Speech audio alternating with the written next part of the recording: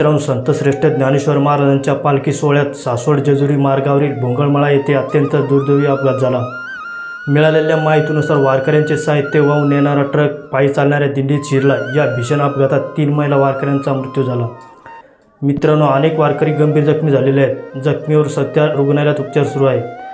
मित्रांनो, वारकरी म्हणजे महाराष्ट्राची ओळख। प्रत्येक वर्षी लाखो भाविक विठ्ठलाच्या भेटीसाठी हजारो किलोमीटर पायी चालत येतात। त्यांच्या ओठावर फक्त विठ्ठलाचं नाव असतं, पण याच भक्तावर असा दुर्दैवी प्रसंग ओढवणं ही अत्यंत वेदनादायक बाब आहे। आज या 3 माता भगिनींचा अपघात मृत्यू झाला। त्यांच्या कुटुंबावर दुःखाचा डोंगर कोसळला आहे।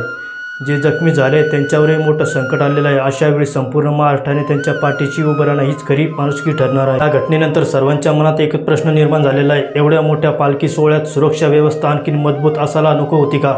वाहन नियंत्रण, वाहतूक नियोजन आणि वारकऱ्यांच्या सुरक्षेसाठी अधिक कडक उपाययोजना करणे अत्यंत गरजेचं आहे। भविष्यात अशी घटना पुन्हा घडू नये यासाठी या अपघाताची सखोल चौकशी होऊन जबाबदारी निश्चित झाली पाहिजे।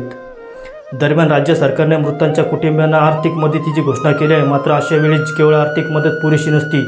जखमींना उत्तम उपचार मिळावेत आणि भविष्यात वारकऱ्यांच्या सुरक्षेसाठी ठोस पावले उचलली जावीत ही सर्वांची अपेक्षा आहे। शेवटी एवढंच म्हणणे, विठ्ठलाच्या दर्शनासाठी निघालेल्या या वारकऱ्यांना अशी अखेरच यावी ही अत्यंत दुःखद घटना आहे। मृतांना भावपूर्ण श्रद्धांजली आणि जखमी वारकरी लवकरात लवकर बरे व्हावेत हीच विठ्ठलचरणी प्रार्थना। धन्यवाद।